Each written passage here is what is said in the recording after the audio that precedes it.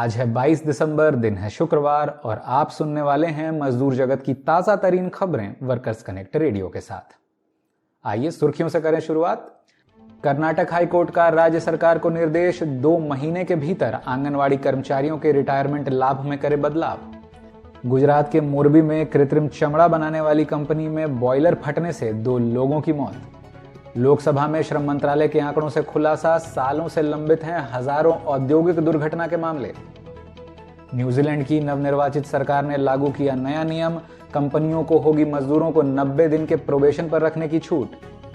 और दक्षिण अफ्रीका में प्लैटिनम खदान मजदूरों ने शुरू की भूमिगत हड़ताल, बेहतर कार्य परिस्थितियों और बोनस की कर रहे हैं मांग।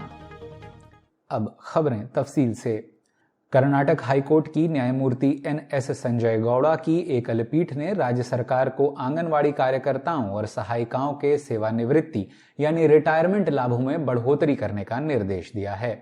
साल 2011 में कर्नाटक राज्य ने इदिगंतु गौरव धन पावती योजना यानी मानधन पेंशन योजना की घोषणा की थी, जिसके तहत आंगनवाड़ी कर्मचारियों को 50,000 रुपए जबकि सहायिकाओं को 30,000 रुपए एक मुश्त रिटायरमेंट लाभ के रूप में दिए जाते हैं। अपनी यूनियन कर्नाटक राज्य आंगनवाड़ी कार्यकर्तियरा मतु सहायिकारा संघ के माध्यम से हाईकोर्ट का दरवाजा खटखटाते हुए कर्मचारियों ने सेवानिवृत्ति लाभों में पिछले 1 दशक से भी अधिक समय से कोई बदलाव न होने के खिलाफ आवाज उठाई थी और कहा था कि वर्तमान समय में बढ़ती महंगाई को देखते हुए यह रकम बहुत ही कम है। कोर्ट ने कर्मचारियों के पक्ष में फैसला सुनाते हुए राज्य को 2 महीने के भीतर रिटायरमेंट लाभों में बदलाव करने का निर्देश दिया है।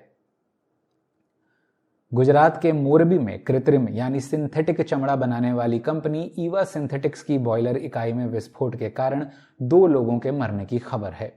मृतकों की पहचान हितेश देडकिया, उम्र 37 वर्ष और 40 साल के विपुल धोरी के रूप में हुई है, जबकि 50 वर्षीय सुपरवाइजर नितिन धमेचा को गंभीर चोटें आई हैं। हादसे के कारणों की जांच चल रही है। मोरबी पिछले साल तब सुर्खियों में आया था जब एक हैंगिंग ब्रिज मरम्मत के बाद दोबारा खुलने के 5 दिन के भीतर ही ढह गई थी, जिसके कारण 135 से भी अधिक लोगों की जान चली गई थी। लोकसभा में एक अतारांकित प्रश्न के जवाब में श्रम मंत्रालय द्वारा प्रस्तुत आंकड़ों से पता चला है कि साल दर साल हजारों औद्योगिक दुर्घटनाओं के मामले लंबित रहते हैं। वर्ष 2020 में लंबित मामलों की कुल संख्या 54,104 थी, वहीं 2021 में 47,948 और 2022 में कुल लंबित मामलों की संख्या 28,532 रही। कारखाना सलाह सेवा एवं श्रम संस्थान महानिदेशालय द्वारा एकत्र किए गए आंकड़ों से पता चला है कि औद्योगिक हादसों के लंबित मामलों में हरियाणा का नंबर अव्वल है और इसके बाद गुजरात दूसरे स्थान पर है। हालांकि साल में दायर होने वाले नए मामलों की संख्या में गिरावट देखी जा रही है। वर्ष 2021 में कुल 9,066 मामले दर्ज किए गए, वहीं 2022 में नए मामलों की संख्या 8,979 रही। वर्कर्स कनेक्ट रेडियो में हम आपके लिए औद्योगिक दुर्घटनाओं पर कड़ी नजर रखते हैं। यदि आप हमारे बुलेटिन जारी होते ही प्राप्त करना चाहते हो तो हमारे WhatsApp channel WC radio Hindi से जुड़ें। यह बुलेटिन हमारे YouTube channel workers connect radio पर अंग्रेजी और बांग्ला में भी उपलब्ध है। बढ़ते हैं अंतर्राष्ट्रीय खबरों की ओर। पहली खबर न्यूजीलैंड से, जहां नवनिर्वाचित सरकार ने नौकरी पाने वाले नए मजदूरों के लिए 90 दिनों की परिवीक्षा यानी प्रोबेशन अवधि को वापस लाने वाले कानून को पारित किया है।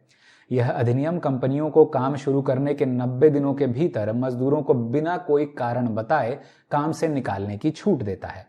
मजदूर और यूनियन इस कदम का विरोध कर रहे हैं क्योंकि ट्रेजरी द्वारा साल 2016 में कराए गए एक शोध में पाया गया है कि प्रोबेशन पर लोगों को नौकरी पर रखने की आजादी कंपनियों द्वारा नौकरियों की उत्पत्ति में कोई खास योगदान नहीं देती। हालांकि इससे मजदूरों के सर पर तलवार लटकती रहती है, जिससे मानसिक तनाव होने की संभावनाएं बढ़ती हैं। आखिरी खबर दक्षिण अफ्रीका से, जहां इम्पाला प्लैटिनम होल्डिंग्स के 2000 से अधिक प्लैटिनम खदान मजदूरों ने लगातार तीसरे दिन खदानों से बाहर आने से इनकार कर दिया है। कार्य परिस्थितियों में सुधार और बोनस के भुगतान की मांग को लेकर हड़ताल कर रहे मजदूर जमीन से लगभग 500 मीटर नीचे 2 शाफ्टों पर धरना दे रहे हैं। पिछले 2 महीनों में दक्षिण अफ्रीका में यह चौथा बड़ा मामला है जहां मजदूरों ने भूमिगत विरोध प्रदर्शन किया है। हाल ही में जोहानिसबर्ग के पास स्प्रिंग्स में 100 से अधिक सोना खदान मजदूरों ने 3 दिन जमीन के नीचे ही बिताए थे। कंपनी इंपाला प्लैटिनम ने अब तक हड़ताली मजदूरों के साथ समझौता वार्ता करने की कोई कोशिश नहीं की है। इस अंक में बस इतना ही। देश विदेश की ताजा तरीन खबरों के साथ अगले मंगलवार फिर होगी मुलाकात। तब तक के लिए दें इजाजत।